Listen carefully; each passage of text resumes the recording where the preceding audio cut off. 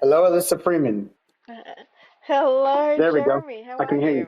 There we go. Good. Welcome to Good. everyone. Welcome to Conversations with Coaches. Now, Thank you very much. full It's disclosure. good to be here.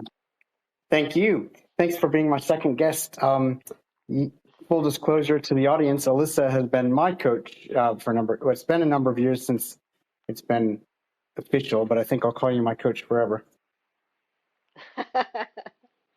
Nice. I love it. So I know you a bit, but I think I'm going to get to know a lot more about you in the next hour. So tell me, Elissa, who are you and what drew you to coaching? Who am I? Well, my name's Elissa Freeman, and I am a full-time coach. That's what I do. That's my passion and my greatest gift, I believe.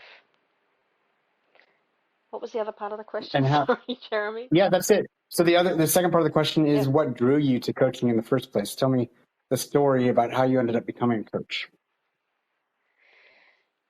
Mainly because of my own upbringing, I believe. So I had a very dysfunctional upbringing, and it caused a lot of trauma in my life. And a lot of it caused my relationships to fail. It caused me to act out in ways. I had a had some addictions to prescription drugs for a while. It had me having some eating problems as well, and I trace it all back to some serious dysfunction in my family upbringing. And I think that also too, I had a mother who was very, very depressed, so significantly depressed. So my mother was suicidal a lot of the time. So my childhood memories are often of not knowing if my mother would be alive or dead when I got home from school. Hmm. I know this sounds pretty dark, Wow. um, Yeah.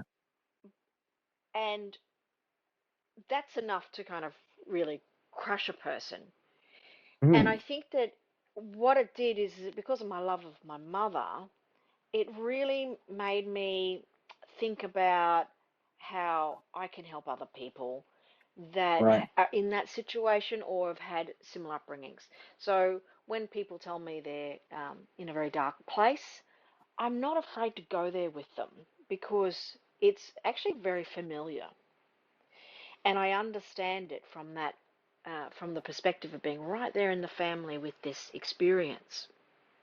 Hmm. So I think people can open up and be very truthful with me because there's no judgment, and I'm able to sit with that comfortably. Because I think that often when people will say I'm in a really dark place to their friends or some, or um, even perhaps some counselors who aren't very experienced with that, it can be a bit of a leap for them, or even for Yeah. friends, it can be a very difficult conversation to have, and they say, "Cheer up, let's change the Yeah. subject." Don't think Yeah. about that. Um, Whereas I'm happy to Just actually go, all you okay, all you have to do is choose to be happy. yes, I'll say things like that. Why don't you make a Yeah. choice? So um, I think that what that made me is that to be a compassionate listener. I hope I am, and You because certainly are. of those experiences. Thank you. So those experiences, I've been able to turn and help other people. So it doesn't matter what they tell me, because of the upbringing I have. There's nothing much new to me. So I can sit in that place, and and then when a person feels that they're being heard, they're more likely to not only open up but also have some healing. So when when I might suggest something to a client, they're more likely to perhaps take that on board because of my experiences. Yeah. myself, and the fact that there's no judgment. So So then that's how really did you what got even, me into coaching. so then how did you even find out about the career of coaching? It was actually by accident. Um, so I was in a seminar room with my daughter. She was 12 years old, and someone said, "Oh, come along to this seminar." And in this seminar, it was run by uh, a coach. Christopher Howard was his name. Hmm. And I was sitting there, and he was talking actually about hypnotherapy because he's a Yeah. hypnotherapist Hmm. as one of his modalities that he uses, and he's very, very good. Uh, my daughter at that time had an illness, and that was diagnosed as a anaphylactic response to getting her skin cold, and it meant, as a 12-year-old, it was very difficult for her to go swimming. She wasn't able to go swimming. She wasn't able to do a lot of things, and she had to have me trailing around behind her a lot. So we're sitting in this seminar room, and the speaker talked about how hypnotherapy can help allergies. And it was just one moment when my daughter just looked at me and she just said, "Oh, Mum." And that was it for me. Now, I could have taken her to see a hypnotherapist, but but that's not how I roll. I just went right and diving right in. If this can help my daughter, it can help me, it can help other people, it can help everyone in my family, my friends. So I ended up becoming qualified as a clinical hypnotherapist. That was the very beginning. And I weave a Okay, lot of fantastic. that into my work. I've noticed, and it's quite useful. So what would you say, and I know this is, so you're just rediscovering this at the moment, but, or bringing out more of yourself in your coaching, but what would you say is the core philosophy behind your coaching, and how does that translate into tangible results for your clients? So we'll So start. I I'll believe break that down to. I'll first just say, what's the core philosophy behind your coaching? the philosophy is that I believe that everyone on planet Earth has the ability to heal and change with the right support. That's it. Excellent. And how does that translate into tangible results for your clients? uh, so the results for the clients depends on what results they want. It's not necessarily the Hmm. results I want for them. So this is about the client. Yeah. So when the client comes to me, they will very initially is that I want to know what their big goals are, the real big ones, the big ones that they haven't been able to get yet, or they need some support in getting. And then I'm able then to go, okay, we can work on this. And as long as it's ethical, so if someone came to me with a goal that wasn't, then that didn't sit well with me, then I'm not the right coach. So, but if it's So the you people I wouldn't work with, coach someone on how to successfully murder their ex-partner without getting caught. exactly. I hope no one would. That's okay. I'll So, find a different coach for that. yeah. So yeah. So I guess I've got to believe in their goal too, Yeah. and know that for me it's about making the world a better place. And with these clients that I attract into my life and who are attracted to me, vice versa, they're people who want to make the world a better place. Mm. And they can do that by all sorts of things. So that might be by becoming a speaker. It might be becoming a coach themselves. It might be by having a successful business. It might be by making lots of money, and because of the wonderful things that they're able to do with that. So it depends on the goal. So tangible results. Um, I love this because what I love to see is them grow. And I had a 23-year-old client who was living at home with his parents, he didn't like living at home with his parents, but he was, and he knew he was a bit stuck. He had a lot of trouble with learning, so he'd failed school and he was working as a tradie, a basic tradie with pretty much no skill. But his big goal was to not only move out of home, but to actually own that home. And he was 23, and that's a big call Yeah, to be especially 23 these days. and owning your own home, especially on a really low wage that he was on. Yeah. And in the time that I coached him, before the end of the year, he owned his own home. Before the He end of bought a the home year. before the end of the year, and he Wow. also got qualifications to he stayed in the same job, but he got qualifications. So I coached him through learning, being able to learn and absorb information. I have a learning disability myself, so I was able to Hmm. help with that a lot. So he got some qualifications, so his pay went right up. And then the last time I spoke to him, he's looking forward to getting his next home, His next another home. And how investment, old is he another, now? and yeah, he'd be about 26 by now. Nice.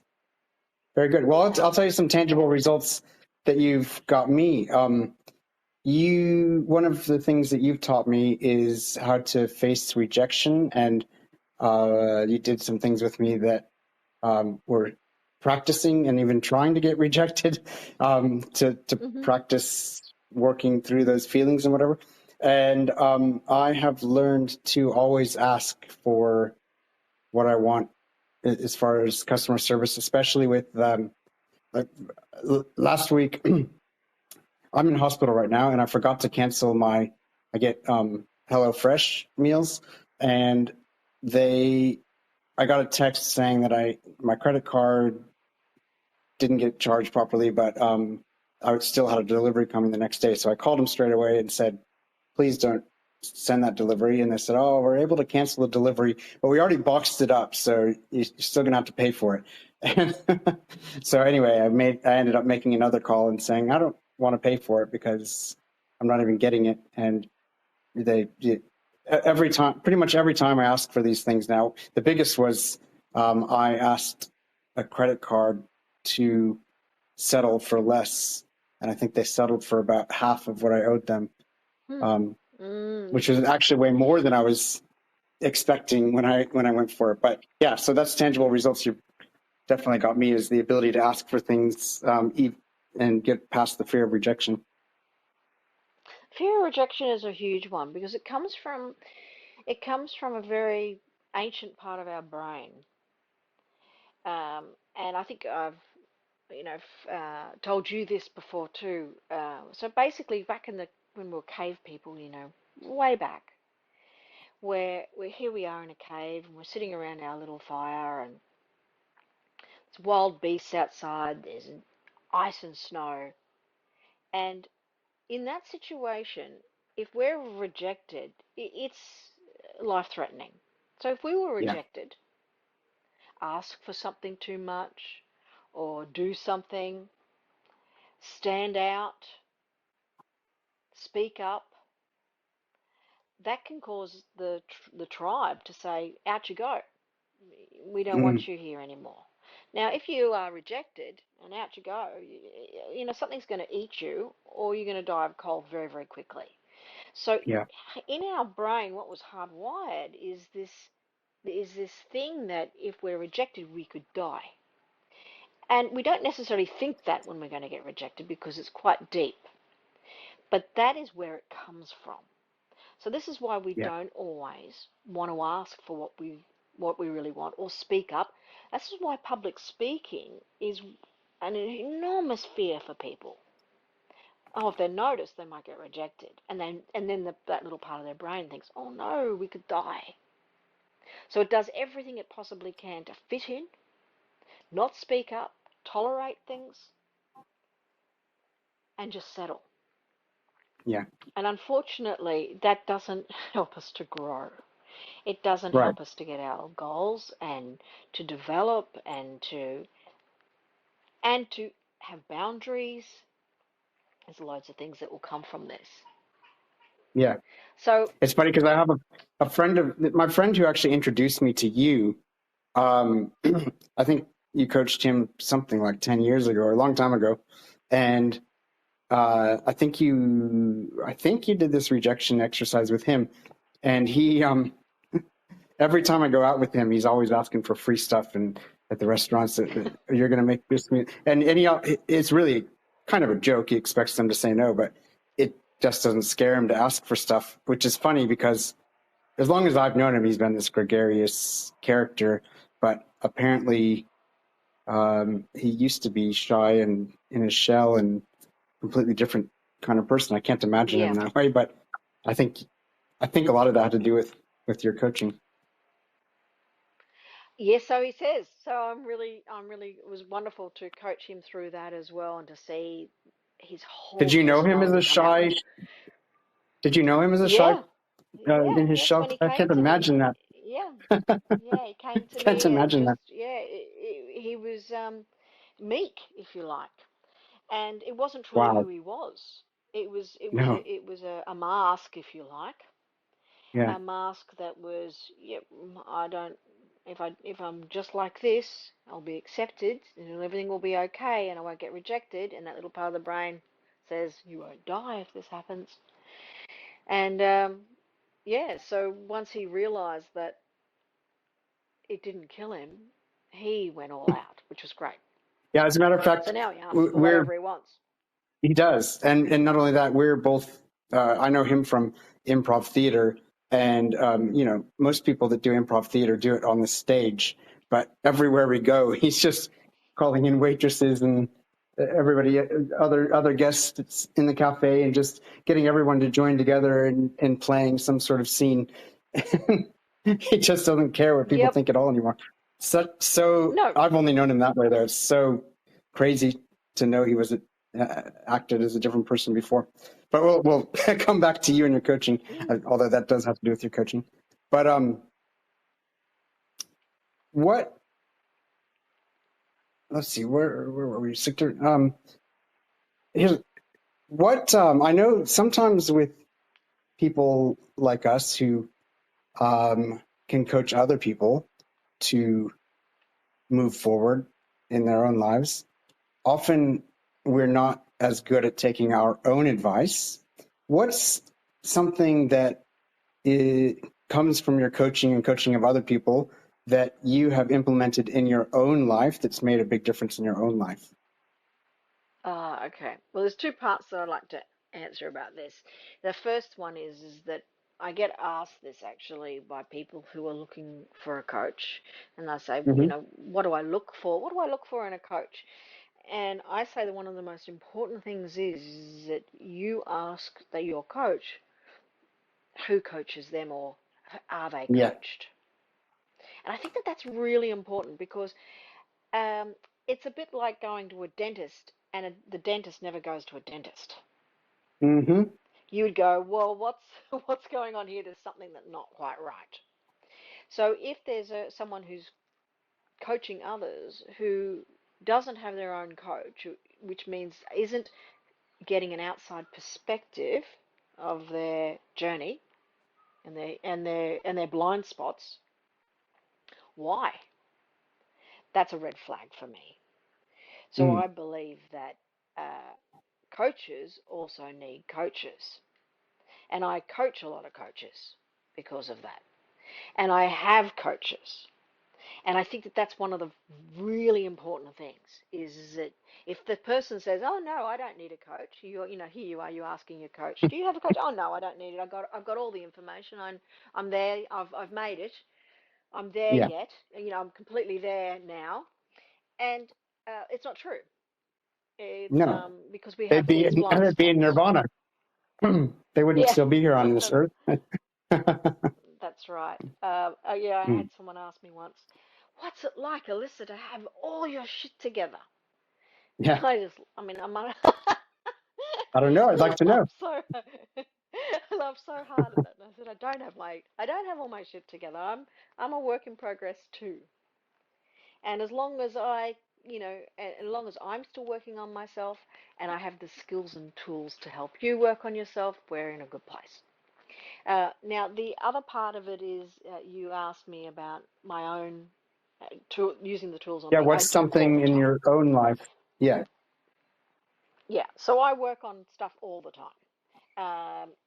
It's changed over the years because in the very beginning I was dealing with a lot of my old trauma from childhood, and Hmm. I worked a lot on that. Now, after I cleared all that really big stuff away, now it always leaves a scar, but not a wound. The wound is healed, the scar is left, but the scar is something that I wear with pride. Mm. And a scar's healed, right? A scar's healed, but it changes you a little. The scars is if you like, an analogy of just that way that it changes us a little bit.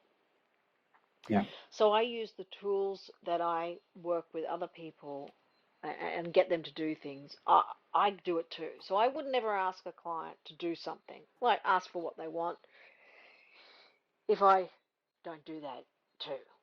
So I don't Yeah. ask them to do things that I would never do. So I use the tools all the time because we're a work in progress. I find that there's often things, something will trigger a memory, and I go, oh, that's something I need to work on. Or, gee, I'm struggling with this thing. Okay, there's something there. Now, because I have the tools, I can use those. And I'll put together a writing process for myself or a meditation for myself, a hypnosis for myself, and I can use those to help me. There's also using someone else's perspective and a coach, because sometimes I got a blind spot. We all do. We all have blind spots Yeah. about ourselves. One of the hardest things for us to do is to actually see ourselves Hmm. completely. Very difficult. So Mm. sometimes when you've got that outside perspective of someone saying, okay, maybe what you're seeing, this person might think that they're always wrong about something. Well, maybe they're not. Yeah. Maybe they've just blocked out those times that they're actually right. Or the person that doesn't believe that they're beautiful. And they might need another perspective of someone, because no matter how hard they look, they go, well, I'm not beautiful, and that's it. Yeah. I might Yeah. just have to accept that I'm not beautiful. But when you've got someone else that can see that perspective and see their beauty, they can point it out to them. And if they're open enough and receptive enough, they might just start to see it too, changing that person's whole perspective about themselves. So back to you, what So, would you say is the number one change that you've made in your life uh, over over the course of your time as a coach? okay. So it would be financially. So part Hmm. of my upbringing, I was brought up very, very poor. So we lived in a tiny little, it was six of us, and we lived in a tiny little two-bedroom house. It was a fibro house. And my father had a illness and was never able to work. He worked as a much younger man, a little bit, but once he was properly diagnosed, and he went on a pension pretty much. So my mother was a nurse before she married him, and she became pretty much his carer. Right. So my parents were always at home, and they didn't have any paid work at all. So it was all welfare. So basically, I was brought up entirely on welfare, and there wasn't much of anything. So my mother was very handy. She made our clothes because we couldn't buy clothes.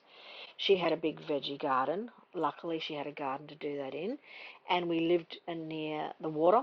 So she would fish and garden, and we would have fish and vegetables or Mm. fruit. So we were able to eat that way. There was very, very much not much of anything. So it was, I call it dirt poor. That that's the way I was brought up, and because of that, I had absorbed a lot of money and wealth beliefs that weren't true and were quite destructive to me. So I pretty much thought that that was my lot. I would be poor till the day I died. And you wouldn't want to be rich anyway because rich people were evil, con men or con people, and cold, hard, not good for the earth, not good for the planet, and were out to get everything they could. These were the beliefs that were embedded in me as a child, and it stuck for a really long time. So once I left home, it was a struggle, financial struggle all the time. There was a long, hard pattern of financial struggle that was very, very difficult for me to see any other perspective other than struggle. So, I can remember times in my 20s where I had to go to welfare to get food. And there was times where, I was sleeping on people's couches. It was, but I saw that as just that's just what you do. And the people who had money, they did that by being bad people. Mm. That was the belief, the unconscious belief that was running things for me. And that was probably the biggest change that was made was once I start to look at beliefs in myself and I started to work through those and the old things that perhaps my parents said to me as a child that really got into my head and started to affect my behavior. Mm. And even if money came to me, it would somehow disappear very quickly. Yeah. I might get a job, but it would always be gone before the end of the week, and I'd be struggling to eat before the next, pay check would come in. So when I started working on these beliefs, and I started to untangle this mess of beliefs around finances, to the and started to do some rewiring in my brain. So not just removing the old ones, but putting new beliefs in. Beliefs about all sorts of things, but in this example, it's about wealth and money. Now, money is just energy. It's like anything in the Mm-hmm. universe. It's all energy. But I didn't see it like that, and I started to realize that this is what it was. And then I realized that I could choose money to have any energy it wanted to. So I could actually say money was love. And if money Mm. was love, how would I use it? What would I Mm. do with it? And things started to happen. Money started to flow in. And I remember once I was speaking at I had a speaking job training the staff at the University of Queensland. And they got me in there, and they were paying. Now this is back probably about over 10 years, about 15 years ago now. And they got me in there, and at that time they were paying the going rate for a day training the staff, which was about $2,000 a day. Back then that was, you know, quite a lot, but it was the standard. And at one point I was having a conversation with my mother, and she said, "Oh, how are you going?" And I said, "Oh, yeah, it's really good. I got this break, and I'm training the staff at UQ." And she said, "Oh, that's good, love. And do you get paid?" And I said, "Yeah, I'm getting paid quite well for it. It was probably the most I'd ever been paid for a day's work ever." And she said, "Oh, how much did you get paid?" And I said, "Oh, it was $2,000 a day." And she said, "Oh, that's so much. You got a whole $200 a day." And I said, "No, no, no, no, Mum, $2,000 a day." "Yes, love, yes. Oh, $200 a day." She couldn't even hear that amount Yeah. because it was so outside of her experience. I let it go. Yeah. I just went, "Yeah, Mum, okay." And that was a huge realization for me because I thought, oh, there's such a block there. She couldn't even hear that amount of money for a day's work. And it was the most I'd ever earned too. It was awesome. Yeah. Um, so from there, now I like to help other people with wealth creation, because I think it's a big block for a lot of people. So it's one of the areas that I like to specialize in because of my own experience with it, and knowing that the really cool things you can do with money that really does make a difference. Helping other people, helping the Yeah. world. It's very difficult to Definitely. do that with no money. Yes. So yeah. So that's probably one of the biggest shifts. One of the biggest, but It there's is. been many. Yeah, it is difficult to do that without money because even if what you want to, if you're like, well, instead of giving money, I'll give time, but you need that time to make the money to be able to have food and shelter. Mm, So, mm-hmm. um, yeah, you're absolutely right. It's much easier to help people when you have a bit of money. Would you like to Yeah. share a little bit about your? You've told me, I don't know if you're going public with it yet, but your the shamanic stuff that you're looking towards doing now. Yeah. Yeah. So most of my I life just asked I've been. because whenever we talked about it, it's lit you up, and I'd like to hear that light. Yeah. Yeah. So um, Uh, first of all, I use the word shaman or shamanic practice. Uh, I don't associate it with any particular culture. Hmm. And when I've searched what I do and my beliefs, it's the closest thing that fits to what I do or believe in. Hmm. And uh, so that's the word that I use because there's not necessarily anything else that fits that. Yep. So, not associated with any particular culture, but pretty much most of my life I've studied mythology and studied the shamanic practices from people from all over the world. And So define I've so loved define shamanic practices from your perspective, the way that you're using it. the way that I use it is that it's a very spiritual practice, so it's more inward.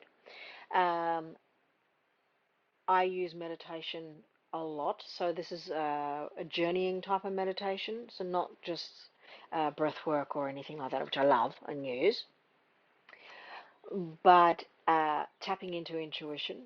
I also use symbols. So I utilize symbols a lot in dreams. I do a lot of dream analysis work with clients as well. And waking dreaming, which is the things that we might notice or see.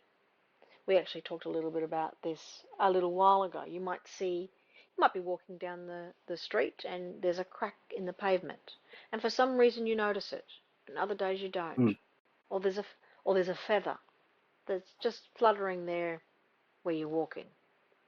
For some reason you notice it. Or a particular sound that's made. Doesn't necessarily have to be what you see. It could be just a sound that you hear, and for some reason you notice that sound. And there can be little messages in those things, a little reminder.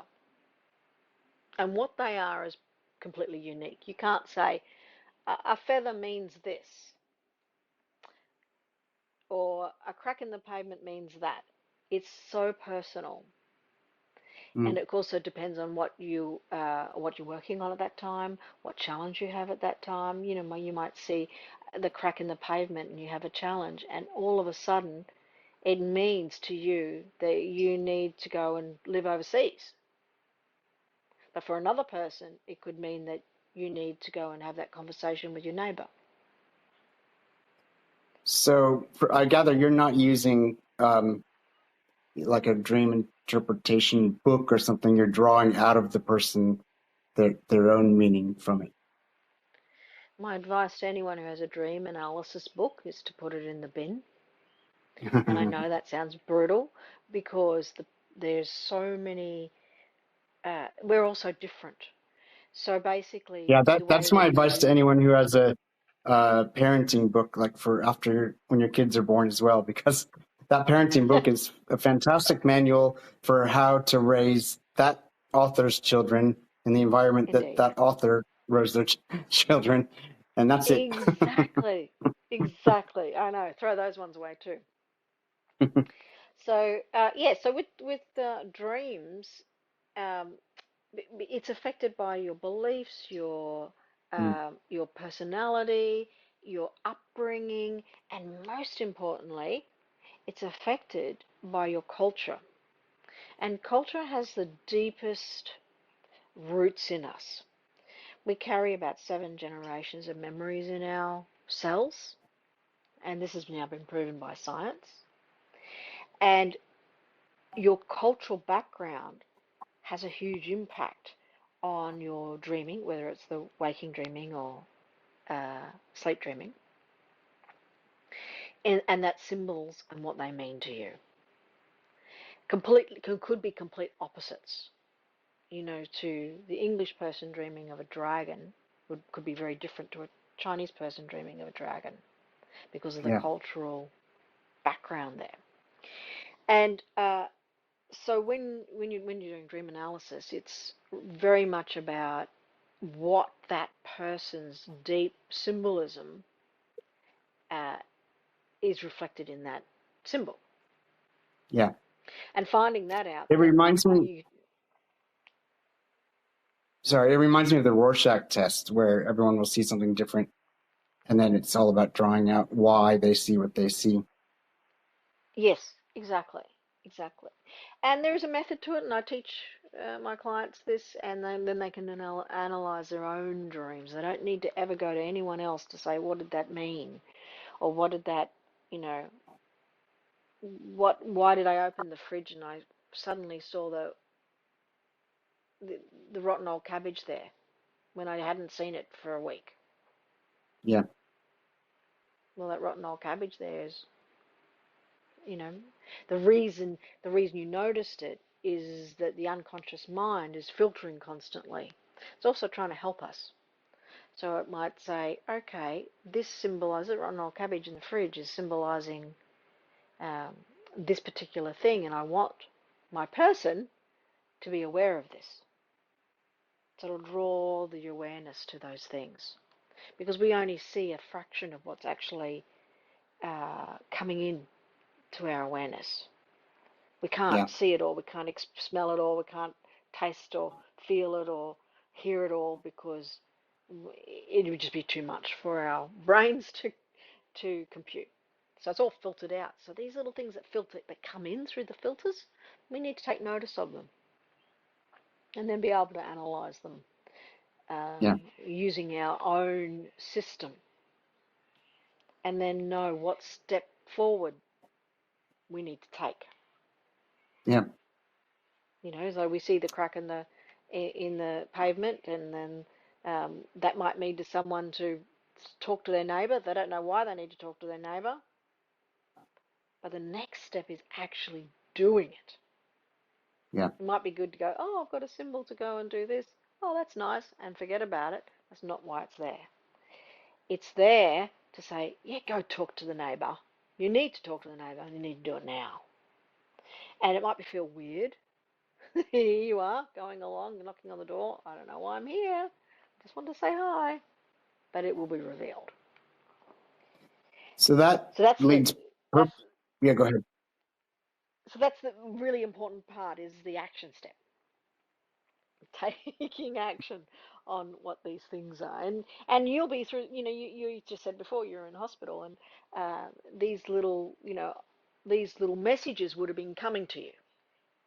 Yep. These little messages would have been coming to you, This message but said, perhaps "Start you. this podcast that you've been saying you're going to start for years." And what happened? I started it. Yeah, you started it, took the Um. action, exactly. But it might have taken you So being in hospital to do that. I think it. Well, actually, yes, it did. Um.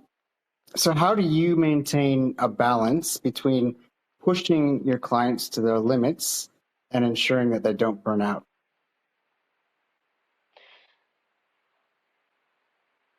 Okay, limits are a really interesting point, actually, because um, there is, we've all heard of a comfort zone, right?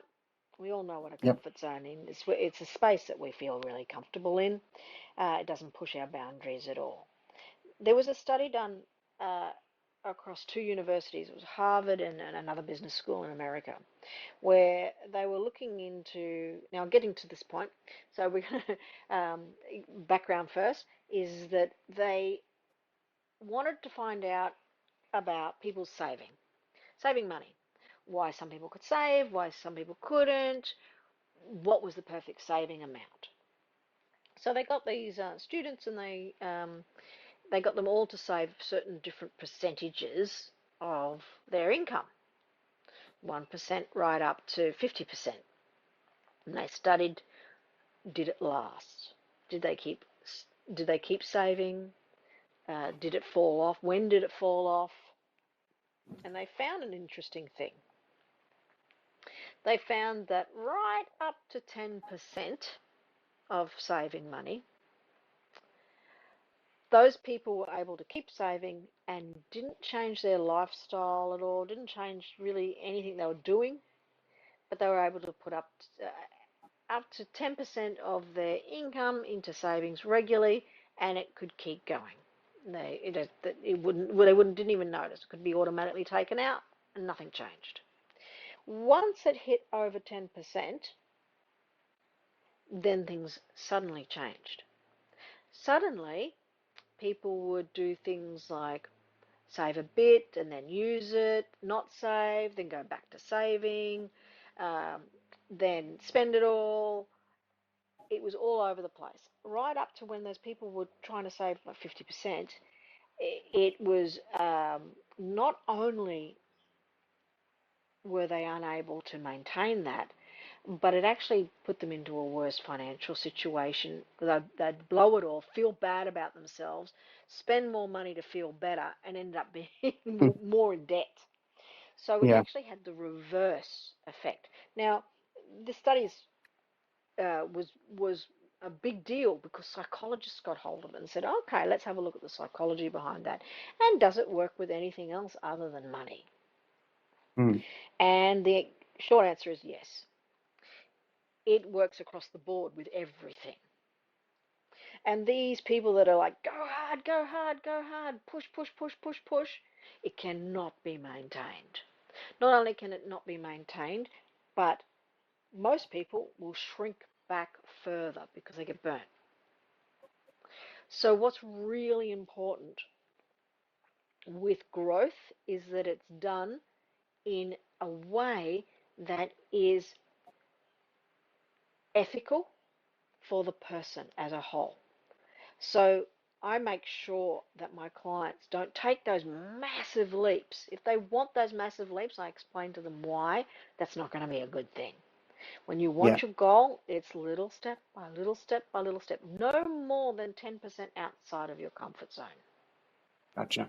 So each step needs to be within the 10%. And uh, before you know it, you've taken 50%, you've taken 100%, but in Mm. little 10% increments. Because what happens is that your comfort zone stretches. It stretches Yeah. and shrinks depending on what's going on, right? So if you're massively taking these massive steps way too far outside your comfort zone, when that rubber band stretches and stretches and stretches, then it springs back, the comfort zone can shrink. So that person can go, well, my God, I'm not going anywhere near that anymore. My life has Yeah. become smaller. So then when when you take a 10% increment and you're behaving within 10%, so you're doing something that's just outside your comfort zone, just a little bit, what happens is the comfort zone goes, well, that doesn't hurt, that's fine, that's okay, and your comfort zone stretches to include that 10%, which Mm. means the next time you take another step forward doing something that's 10% out, it's almost 20% more than the original, but it only feels Right. like 10%. So you Right. keep growing. doing more and more outside of your comfort zone with these little 10% increments. This is how to stop burnout Yeah. and a spring back. So it's really important, and often I will make my clients tell me what that number is. What's that number I remember. outside your comfort zone? And if they go, it's 15, I say, okay, we've got to bring it down. Yeah. What's the first step there? Or can we halve that number? Because the problem with is if something's over 10%, you're less likely to do it Yep. consistently. And that's what we want, consistency to grow, so that it's not just one win, but you're having a lifetime of wins, Yeah. and that you keep growing. So that's what's really important here with the Excellent. growth, the whole growth thing. Yeah. Does that make sense? It does. Now we're just about out of time. I'm hoping that you will come on as a guest again in the near future, and we can continue and have a longer conversation. But for now, to cap off this conversation, is there anything that we started talking about that you didn't get to say as much as you wanted to because we headed off in a different direction? No, that was great. I've really And been very happy to be on the show, and I'd love to yeah, come back. That'd be great. great. And is there anything about you, your philosophy, and your work that I didn't, even though I've known you for a little while, you've known yourself for a lot longer, and you know your work a lot better than I do. Is there anything that didn't even come up that would be a glaring omission in a discussion of Elissa Freeman as a person and as a coach?